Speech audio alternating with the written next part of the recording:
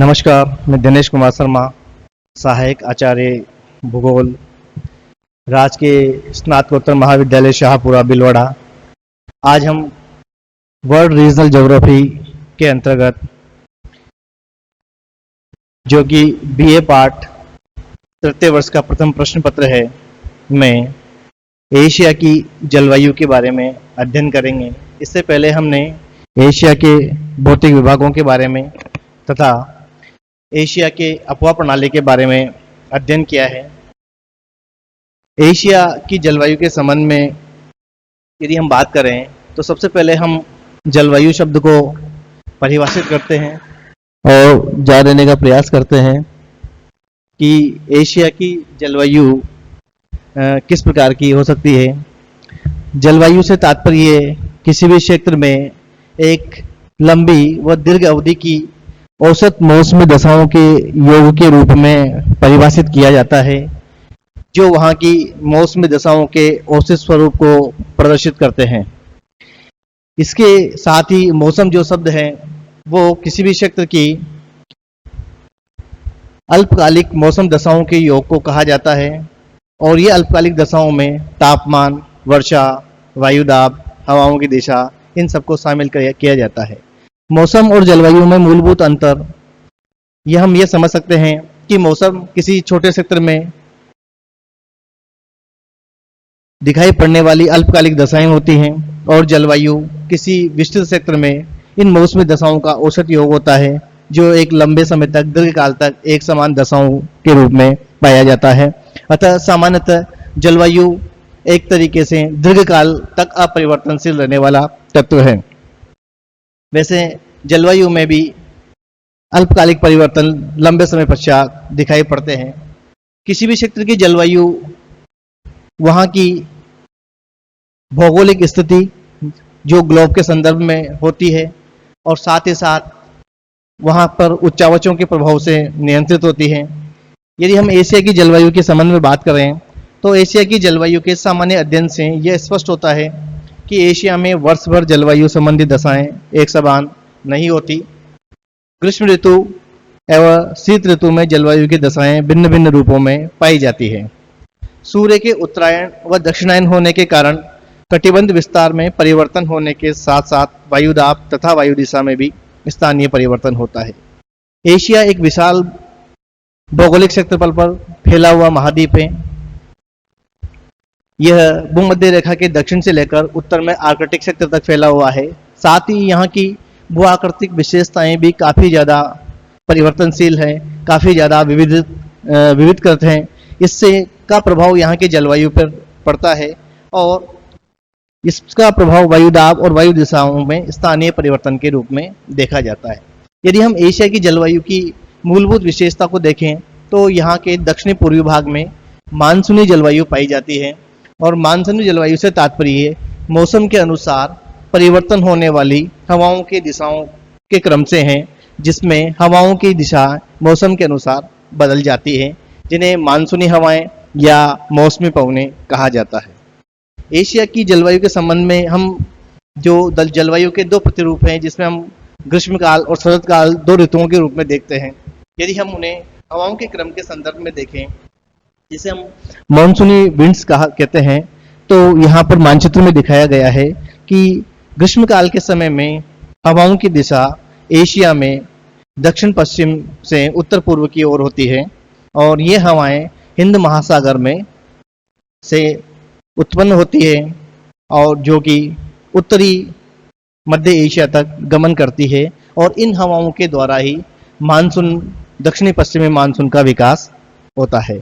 इन हवाओं के क्रमिक विस्तार का कारण वायुदाब की पेटी है, और इस वायुदाब के प्रभाव के कारण इन हवाओं का प्रसार संपूर्ण दक्षिणी पूर्वी एशिया से मध्य एशिया तक होता है। वहीं शीतकाल में हवाओं का क्रम बदल जाता है, और ये उत्तर पूर्व से दक्षिण पश्चिम की ओर चलने लगती है, जो भी वायुदाब के प्रभाव के कारण ही इस समय बनती है। एशिया में सर्दी और गर्मी दोनों ही समय पर हवाओं की दिशाओं में उत्परिवर्तन देखने को मिलता है। एशिया की जलवायु के संबंध में हम ग्रीष्म ऋतु की दशाओं की बात करें तो इसमें सबसे पहला तत्व तापमान आता है, और तापमान उस क्षेत्र की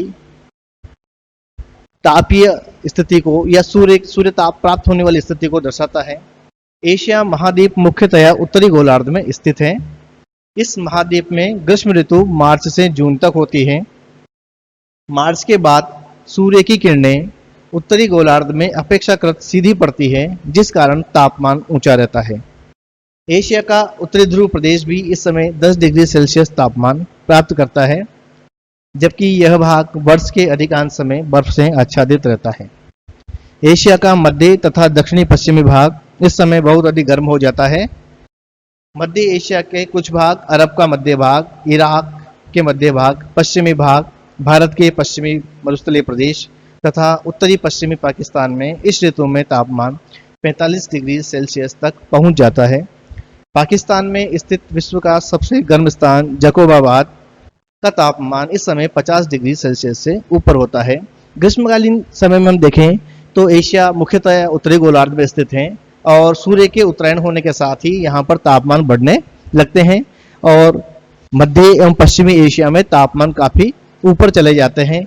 वहीं उत्तरी भाग जो हिमाच्छादित रहता है वहां पर भी लगभग 10 डिग्री सेल्सियस के आसपास तापमान रहते हैं। अतः ग्रीष्मकाल के समय में एशिया का मध्यवर्ती और पश्चिमी भाग काफी गर्म हो जाता है और इन्हीं परिस्थितियों के कारण यहाँ पर विश्व का सबसे गर्म क्षेत्र भी जकोबाबाद जो पाकिस्तान में है पाया जाता है। वायुदाब का संबंध तापीय दशाओं से होता है और ये तापमान के व्युत्क्रमानुपाती होता है। जब तापमान में वृद्धि होती है तो वायुदाब में कमी होती है और तापमान में कमी होने पर वायुदाब में वृद्धि होती है। अतः इस समय एशिया के संपूर्ण भाग पर ताप की अधिकता होती है। इसी कारण से निम्न वायुदाब की स्थितियां यहाँ पर पाई जाती हैं, जो निम्न वायुदाब के केंद्रों का निर्माण करती हैं। एशिया में इस समय हम निम्न वायुदाब की बात करें तो खासतौर पे पश्चिमी एशिया, मध्य एशिया में निम्न वायुदाब का केंद्र बन जाता है, क्योंकि यहाँ पर मरुस्थलीय प्रदेश होने के कारण तापमान काफी नीचे होते हैं और इससे न्यून दाब के केंद्र बन जाते हैं।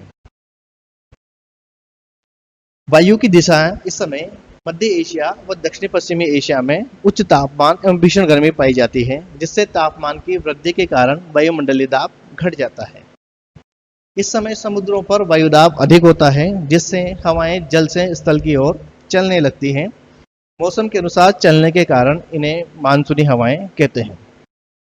तापमान और वायुदाब से ही जुड़ा हुआ हवाओं की दिशा होती है, क्योंकि ये घटक आपस में एक दूसरे से जुड़े हुए होते हैं।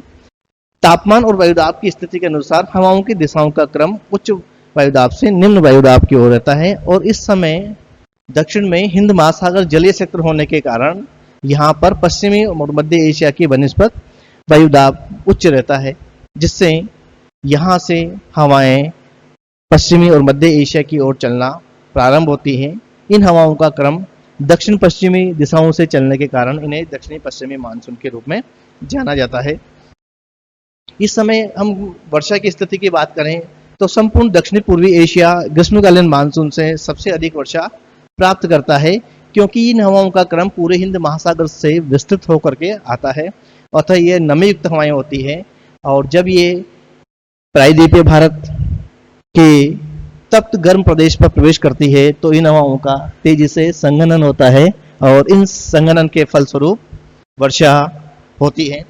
दक्षिणी पश्चिमी मानसून के द्वारा सर्वाधिक वर्षा का विस्तार पश्चिमी घाट के सहारे भारतीय भाग में, संपूर्ण मध्यवर्ती भारत में, उत्तरी पूर्वी भारत, पाकिस्तान, म्यांमार, दक्षिण पूर्वी चीन, इंडोनेशिया, मलेशिया, जापान आदि देशों में इनसे सबसे अधिक मात्रा में वर्षा प्राप्त होती है।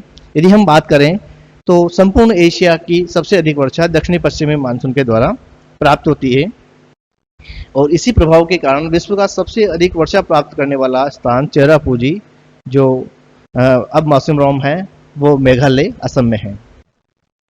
हम दक्षिण पश्चिमी मानसून के एशिया में प्रसार के टाइफून्स को देखें तो हमें यहाँ पर स्पष्ट होता है कि मानसून का विकास मई से प्रारंभ होता है और 20 मई तक हिंद महासागर में इन हवाओं का प्रसार हो जाता है।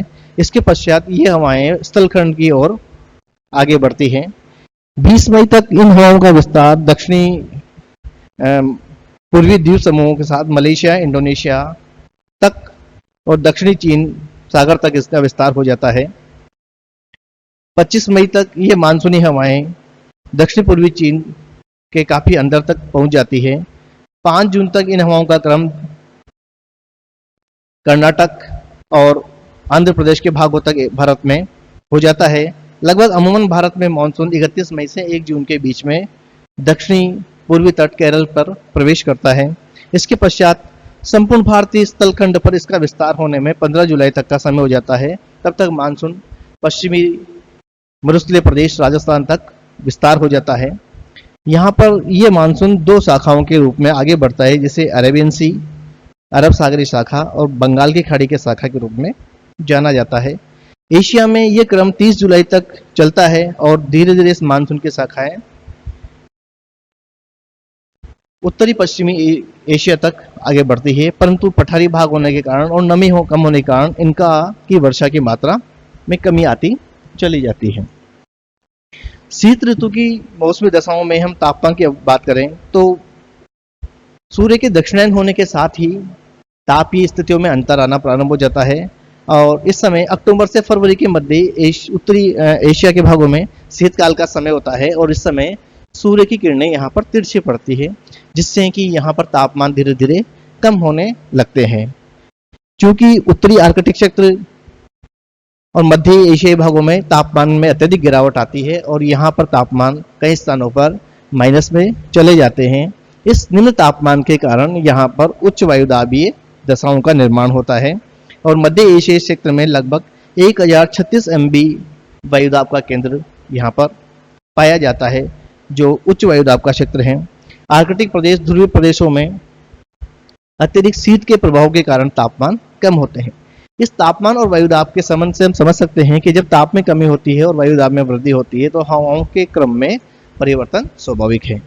यदि हम संपूर्ण ग्लोब के संदर्भ में जनवरी के समय में वायुदाब की स्थितियों को हम अध्ययन करें तो हम यहाँ देख पा रहे हैं कि एशिया में मध्यवर्ती एशिया में एक हायर एयर प्रेशर बना हुआ है जो लगभग 1024 MB से ऊपर का है और इसी समय इसी के साथ लगभग 1016 से 24 तक का एयर प्रेशर लगभग संपूर्ण मध्यवर्ती एशिया और पश्चिमी एशिया के केंद्रों पर बना हुआ होता है। वहीं हम दक्षिणी एशिया के दक्षिण में हिंद महासागर में बात करें तो यहाँ पर ताप के जल के प्रभाव के कारण और तापमान की अधिकता के कारण यहाँ पर लोअर एयर प्रेशर बनता है। इस लोअर एयर प्रेशर का प्रभाव होने से उच्च वायुदाब से यहाँ की ओर हवाओं का क्रम विकसित होता है। वायु की दिशाएं इस समय दाबीय प्रभाव के कारण उत्तरी पूर्व से दक्षिण पश्चिम की ओर चलना प्रारंभ होती है और ये हवाएं स्थल प्रदेश से आने के कारण शुष्क होती हैं और इन हवाओं के द्वारा वर्षा की प्राप्ति नहीं हो पाती।